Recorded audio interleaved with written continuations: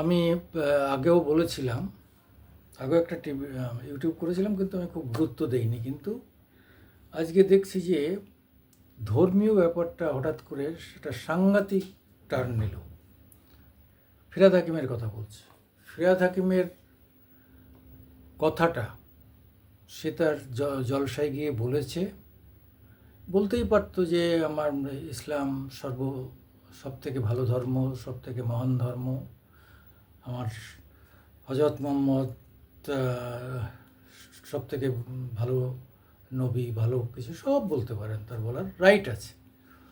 কিন্তু তাই বলে এটা তো বলতে পারেন না যে আমরাই সর্বশ্রেষ্ঠ এবং অন্য ধর্মের যারা তারা দুর্ভাগা, হ্যাঁ, তারা দুর্ভাগ্য নিয়ে জন্মেছে। আরে ভাই, তোমার ধর্ম তো 1400 বছর, তার আগে কোথায় ছিল? তোমার হজরত মোহাম্মদ কবে জন্মগ্রহণ করেছে? তার আগে হজরত মোহাম্মদ কী ছিল? পৌত্তলিক ছিল, পুতুল পুজো করত কৌরবরা। হ্যাঁ, এটা তো সবাই জানে। ইতিহাস পড়ো। কেউ আবেগে বলল আমরা কোটি বছর আগে এসছি, এটা তো বললে হবে না। ইতিহাস তো রয়েছে। তোমার কবে কোরআন, পবিত্র কোরআন লেখা হয়েছে কবে? তো সেটা দেখো। তাহলে যে জাতির জন্ম মাত্র 1500 বছর, আর এই সভ্যতার জন্ম 5000 বছর, তাহলে বাকি 3500 বছর কোন ধর্ম ছিল? সেসব ধর্ম নষ্ট হয়ে গেল। হিন্দু ধর্ম বলে কোনো ধর্ম নেই, সনাতন ধর্ম। সেটাকে হিন্দুস্থান বলে, হিন্দুস্থান থেকে হিন্দু ধর্ম শব্দটা এসছে। সিন্ধু নদীকে মানে স উচ্চারণ করতে পারল না, হ উচ্চারণ করতো হিন্দু নদী। সেই রাজা দাহিরের আমল থেকে হিন্দু রাজার দাহির সিন্ধু প্রদেশের রাজা ছিল, আজকে পাকিস্তানের অংশ। সেই হিন্দুস্থান আজকে আমরা তো কখনো বলি না এটা মাত্র হিন্দুদের স্থান, এটা তো আমরা তো বলি সব মানুষেরই। আমরা ধর্মীয় করি না, যদিও দেশ ভাগ হলো ধর্মীয় কারণে। জিন্না বললো মুসলমান আর হিন্দু একসঙ্গে থাকতে পারবে না বলে কলকাতায় মানে দাঙ্গা করলো, হ্যাঁ, হিন্দু নিধন করলো। ওদিকে পাল্টা নোয়াখালীতে দাঙ্গা করলো, দেখাতে যে আমাদের আলাদা করে দাও। সেইভাবে আলাদা হয়ে গেল। আলাদা হয়ে যাওয়ার পরেও এখনও এখানে হিন্দু হওয়া মানে নিকৃষ্ট আর মুসলিমরা সর্বোৎকৃষ্ট। কারণটা কি? এই কথাটা কেন বলল? ওর মা হিন্দু, ববির মা হিন্দু, ববির নিজের বউ হিন্দু। তা ওরা হিন্দুদের গর্ভে জন্মগ্রহণ করে, হিন্দু মায়ের গর্ভে। আরে মায়ের তো ডিএনএ অর্ধেক ভাগ তো মায়ের। আমার এই শরীরের অর্ধেক মা অর্ধেক বাবা। আমাদের যে ক্রোমোজোম ফার্টিলাইজড হয় এগের সঙ্গে স্পার্ম, তা দুজনেরই তো সমান সমান অধিকার থাকে। তাহলে তোর তো অর্ধেক হিন্দু তুই। আরও পিছিয়ে গেলে যে 1400 বছর আগে হিন্দু কনভার্ট হয়ে মুসলিম হয়েছে, তাহলে তার তো রক্তের ডিএনএ চেঞ্জ হয়ে যায় না রাতারাতি। ধর্মের কারণে ডিএনএতেও ধর্ম ঢুকে গেছে তা তো হয় না। তো একই ডিএনএ। মুসলিম হিন্দু থেকে তোরা কনভার্ট হয়েছিস। তাহলে তাহলে সেই যে হিন্দুর থেকে জন্ম হলো তোদের, আজকে সেই হিন্দু ধর্ম এত খারাপ হয়ে গেল। আদি অন্তকাল ধরে যে ধর্ম চলে আসছে, আজও তো আছে, আজও তো শেষ হয়ে যায়নি। তোরা সবাই চেষ্টা করেছিস, হিন্দু ধর্ম থেকেই সব ডেরিভেটিভস সব বেরিয়েছে। এই হিন্দু ধর্ম থেকে জন্মগ্রহণ করে আবার হিন্দু ধর্মকে শেষ করার চেষ্টা করেছে এরা। যে মায়ের গর্ভে জন্মগ্রহণ করেছে সেই গর্ভটাকেই ধ্বংস করার চেষ্টা করেছে। সেখানে শুল, সেখানে গুলি নিক্ষেপ করে, সেখানে বোম ফাটিয়ে চেষ্টা করেছে, শেষ করতে পারেনি, পারা সম্ভব নয়।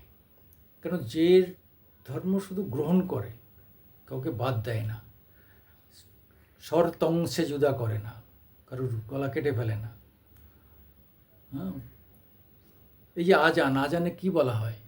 আজানে বলা হয় যে আমার ধর্মই সর্বশ্রেষ্ঠ, আর কোনো ধর্ম নেই।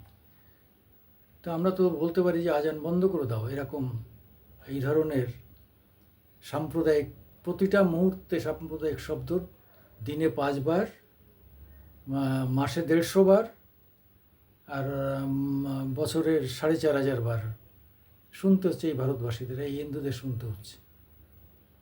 তারপরে তো হিন্দুরা রিভোল্ট করে না, তারা ঠিক আছে যে যার ধর্ম পালন করছে, তারা তো রিভোল্ট করে না, তারা তো দাঙ্গা করতে যায় না।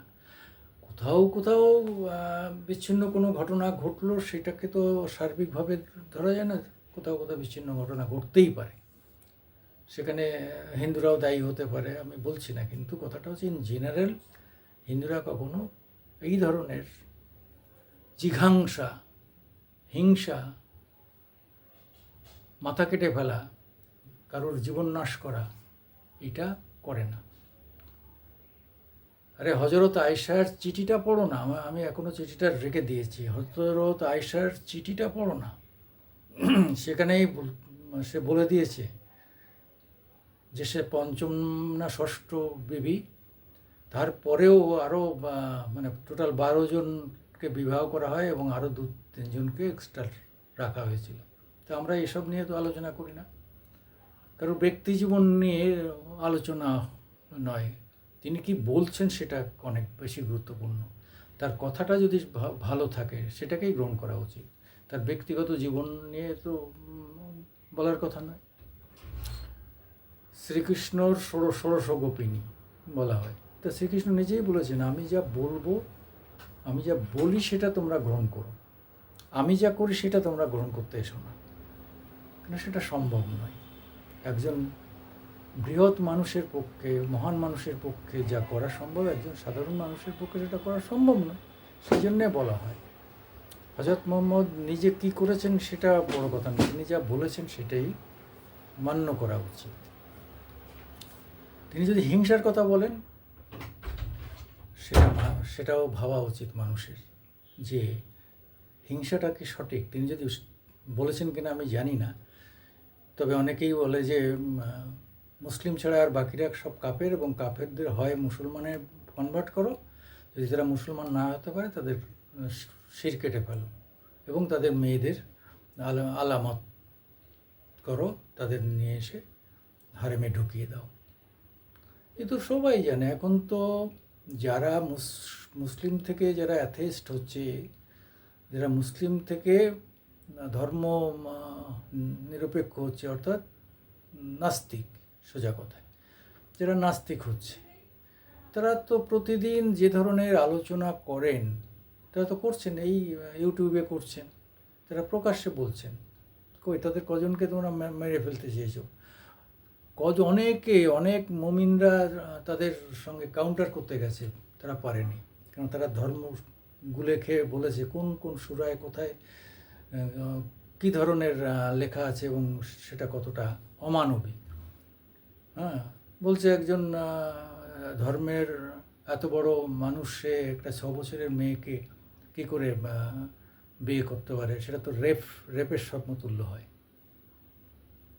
তারাই বলছে, কই কী করছো, পৃথিবী একদম শেষ হয়ে যাচ্ছে না তো? হ্যাঁ, অথচ এখানে কে একজন আমাদের সংসদে কে একজন বলেছিল যে তোমাদের মধ্যে ওটা আছে। হ্যাঁ, সেই মেয়েটাকে তার বিরুদ্ধে সারা ভারতবর্ষ জুড়ে তোমরা জিহাদ করলে, রাজস্থানে কানাইয়া কুমার বলে একজনকে তোমরা তার গলা কেটে দিলে। কারা কাটলো? তার খুব ঘনিষ্ঠ 2 মুসলিম বন্ধু, যারা এই মক্তবে লেখাপড়া করেছে, অল্প বয়সে 15-16 না 20 বছর বয়স, বড় বড় দাড়ি রেখেছে। তারা দেখলো যে এই হিন্দুটাকে কেটে ফেললে আমাদের 72 হুর বেহেস্তে যেতে পারবো।